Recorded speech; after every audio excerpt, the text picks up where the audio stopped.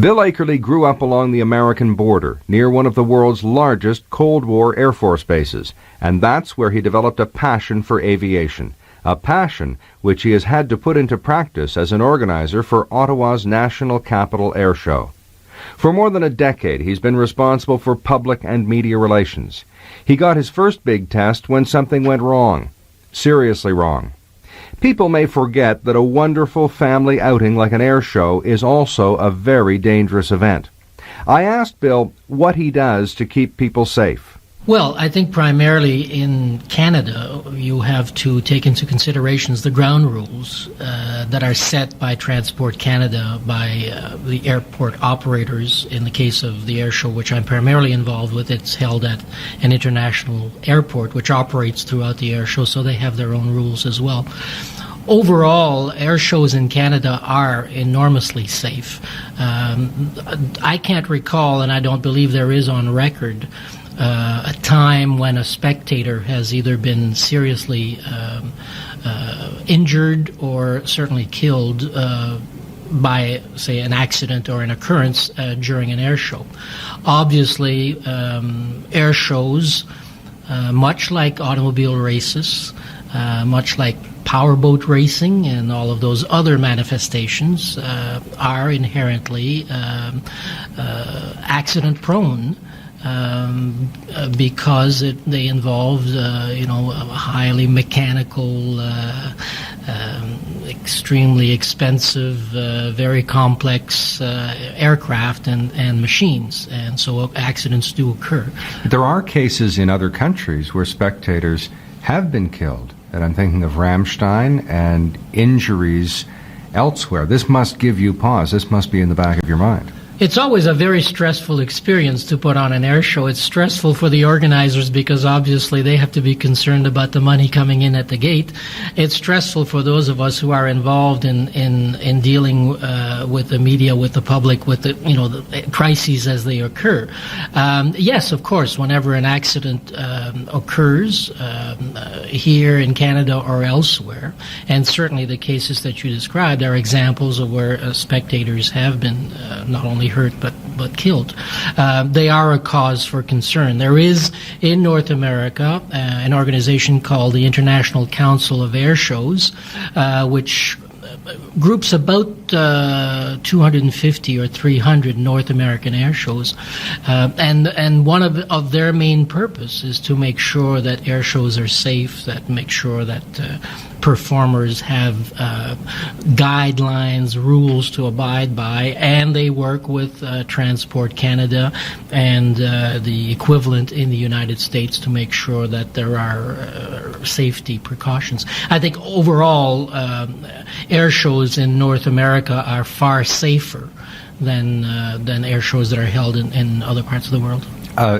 On a very simplistic level, I assume the major thing is not having planes flying above where people are sitting. Exactly, and that's exactly what the rules require. And different types of airplanes have different envelopes within which they can perform. Obviously, if you have a single-engine Cessna-type aircraft, it can appear to perform much closer to the crowd zone than an aircraft that is traveling at 6 or 7 or 800 miles an hour, doing loops or whatever. But yes, people who regularly go to air shows in Canada will notice, for example, that in a flat circle, if an aircraft is performing a flat circle, it is never 360 degrees. It's more likely 280 degrees or so, because that part of the circle which would make the aircraft face directly towards the crowd is eliminated. And that's one of the rules in Canada that doesn't exist. That was the rule at Ramstein, but when two jets hit each other when they're flying, close formation and aerobatics, the jet fuel and the burning plane parts can travel. Yes. Is that taken into account? Well, yes, it is. And I referred earlier to, depending on the type of aircraft, how close it can fly within that crowd zone envelope if you want.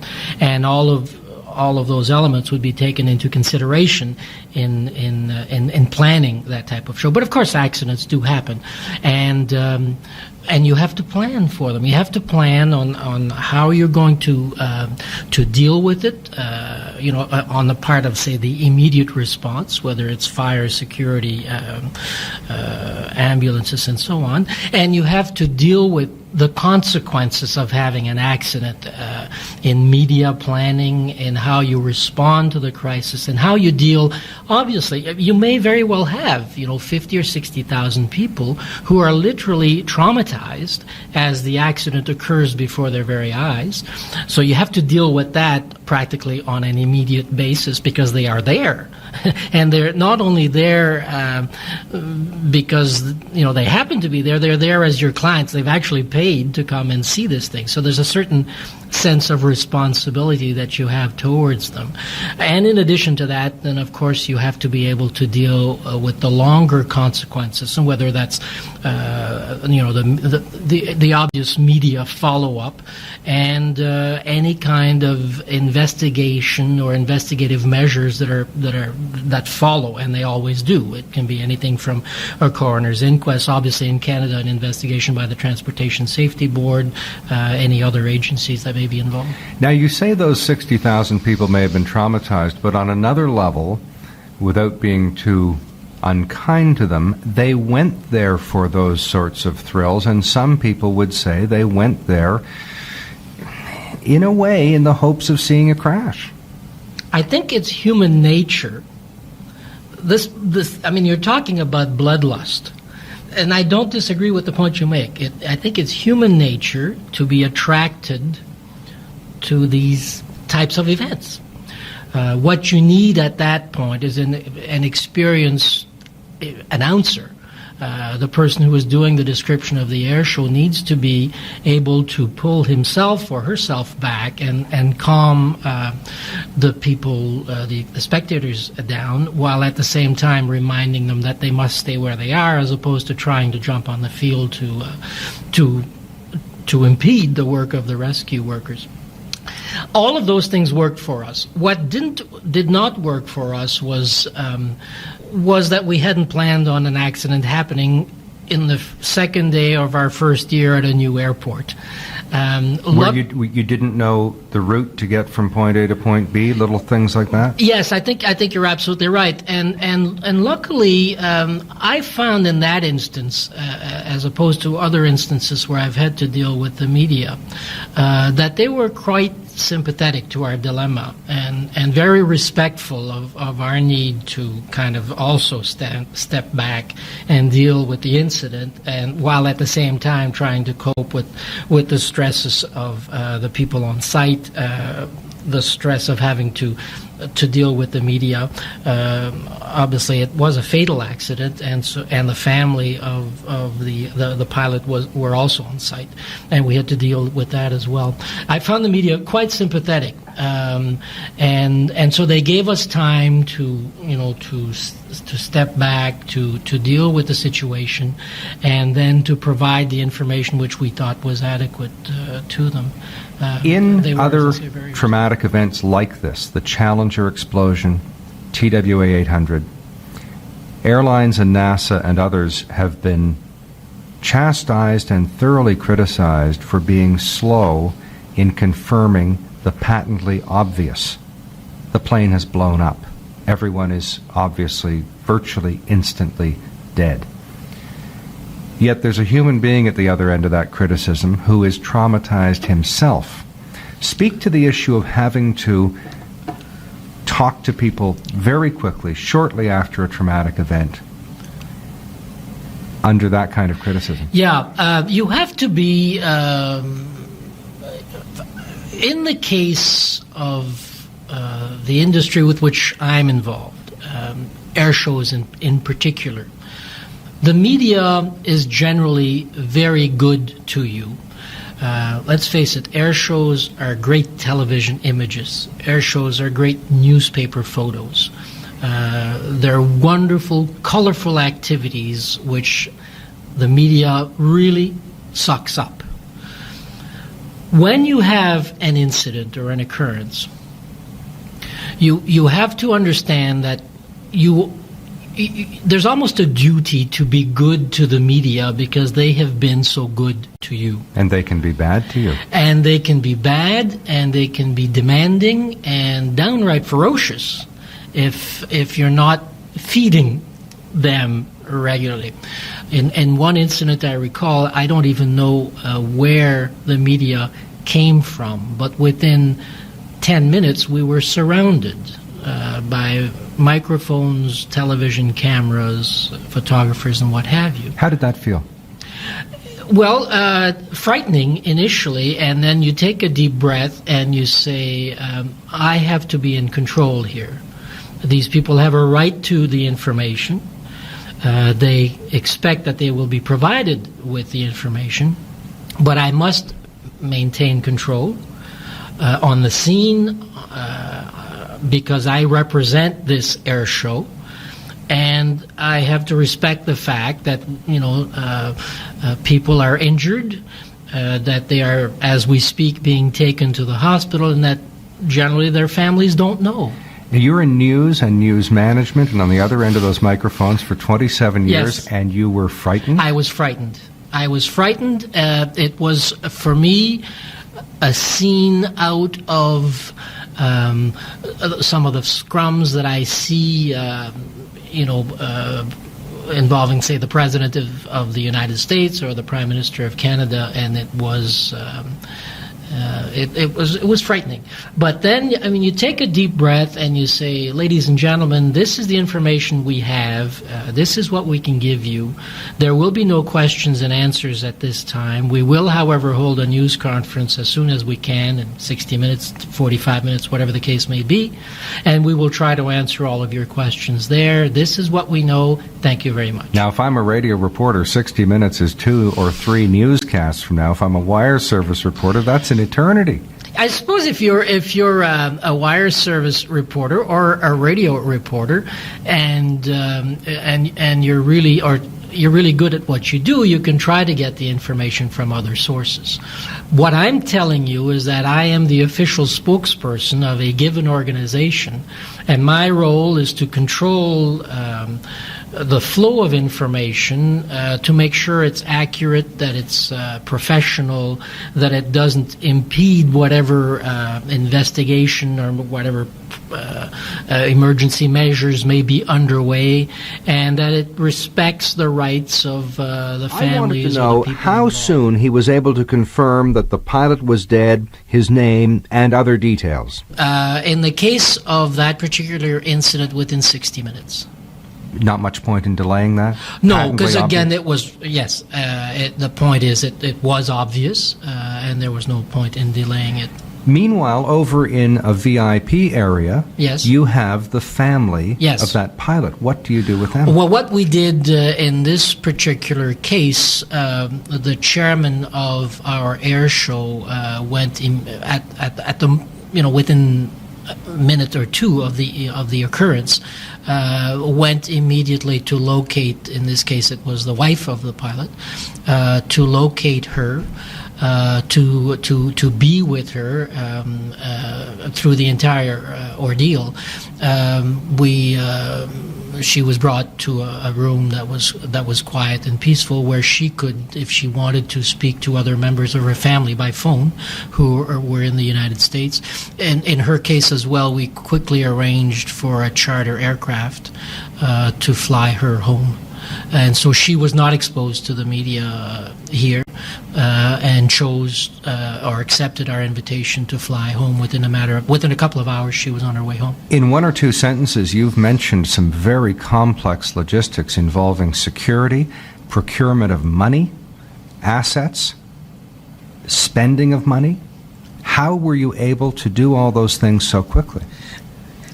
Well, oftentimes you don't think of those logistics as they're happening. You have to remember, if you're talking of an air show, obviously, that you have people there who have the ability to call upon, say, an aircraft as a charter, who have friends. Also, the circumstances are such that people are automatically in a sympathetic mood. So if you approach, say, Transport Canada and say, would you have an aircraft available to take this poor woman home because her husband has just passed away, and generally the request is regarded with a sympathetic ear, and you deal with the logistics, the costs, the fuel, whatever it may be, at a later date. In terms of the security aspect of it, the security, providing security to the grieving family, or whatever the case may be. I mean, you indicated there are always in these types of events VIP present, and so there is security available because they're there for other purposes. And again, I mean, they look upon this. This may be a truly Canadian response, but they look on these matters very sympathetically, and are there generally, want to be helpful. I'm thinking out loud when I say it may be a Canadian response. The response, principle of isomorphic learning says that we can learn from other people's disasters, even if it was a different company, a different culture, a different time. What was the difference between the Challenger and the Titanic? Very similar events, really. Why were there 37 years between the Iroquois Theater fire in Chicago and the Coconut Grove nightclub fire in Boston? Very similar events, but we didn't learn. If you were going to manage an air show, you wouldn't think to figure out what to do if people get hit by lightning. Correct. However, that's exactly what you had to find out about one time. Yeah. A few years ago, on the air show site, as shortly after the gates opened, there was an extremely violent storm. As human beings do, people seek shelter in storms. In this case, under the wings of an aircraft, which, at the height of the storm, was struck by lightning. The only worst place would be under a lightning rod, one assumes. Yes, and an aircraft in a violent storm is a pretty good lightning rod. Were they badly injured? There were 4 people who were injured. One, in fact, went into cardiac arrest on the scene. Was luckily, air shows are planned with security and safety as a very first element. So you have on the site an increased presence of ambulance personnel, of doctors, of nurses. They are there to deal with circumstances. In this case, the one person who went into cardiac arrest was revived on the site by a nurse who happened to be nearby as an airshow volunteer. Was transported, or in the process of being transported to the nearest hospital, went into cardiac arrest again, was revived by the paramedics, was in a coma for several days, and now is just walking around fine with some burn scars from a chain which was worn around the neck at the time of the strike. The other 3 people were a little bit further away from the aircraft, and they certainly were knocked to the ground, were taken to the hospital, were released a day or 2 later. In that incident, I found the media to be far more aggressive in its desire for information. Even though you didn't cause the lightning? Even though we didn't cause the lightning. I think the media, as you know, has various methods of obtaining information. In this case, they were monitoring police, ambulance communications. When a person is in cardiac arrest, that information is communicated to the ambulances that are speeding to the scene. The assumption, certainly by some of the media, was that the person had died. And as the media descended on us, wanted us to confirm that the person was no longer alive. And you and he did not want to do that. Precisely. Whether the person was dead or alive, we would not have confirmed it at that point in time. But he was, in fact, still alive, and the media, having heard the ambulance calls and the police calls, simply would not believe them when we told them, yes, in critical condition, now, yes, isn't it in true that if hospital, you have a no, good not. plan to deal with heat prostration, which you could well expect at a summer air show, Yes.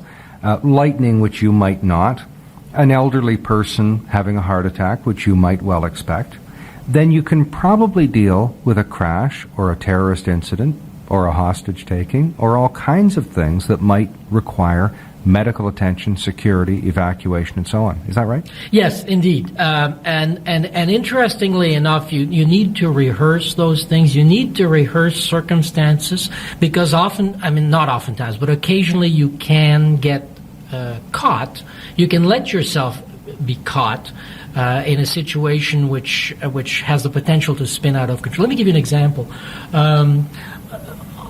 On one or two occasions in recent years, there have been demonstrations planned against the air show.